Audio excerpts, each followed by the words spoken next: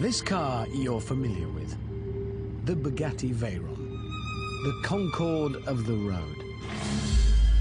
The meeting point for the most amazing collection of numbers. £1 million, 1,000 horsepower, and a top speed of 252 miles an hour. But spin the clock back 15 years, and in the 1990s, this was the ultimate road car. The McLaren F1. Like the Bugatti, the McLaren is an orgy of mind-bending numbers. It was the fastest, with a top speed of 240 miles an hour. It was the most expensive, costing £500,000 in 1993. And like the Bugatti, the McLaren was built utterly without compromise. The engine bay was lined with gold, because gold is the best heat reflector.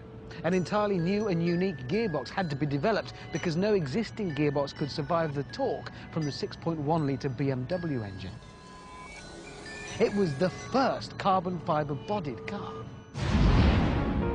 But although these cars have so much in common, the McLaren and the Veyron are actually poles apart.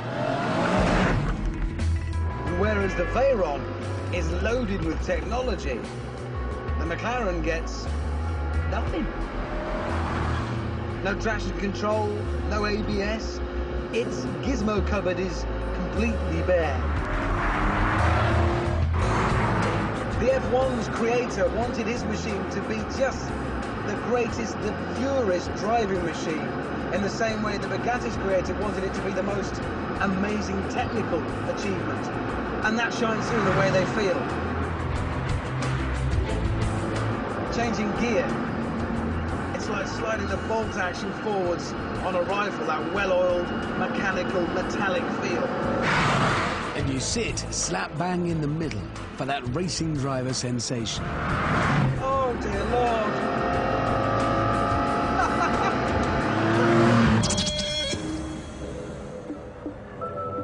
Okay, what I shall do now is climb out of the McLaren F1 and get into the Bugatti Veyron.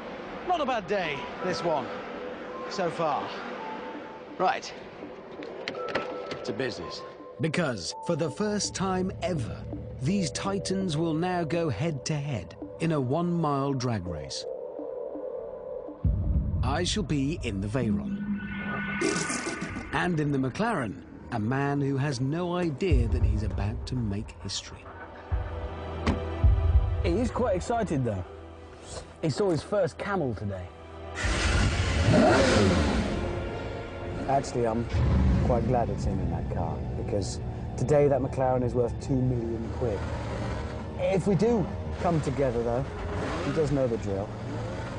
Run and meet at the border.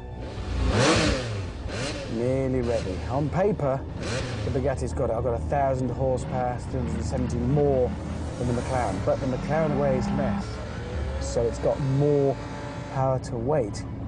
0 to 60, the Bugatti should have... I don't know, this is the real world. We'll have to see what happens. 3, 2,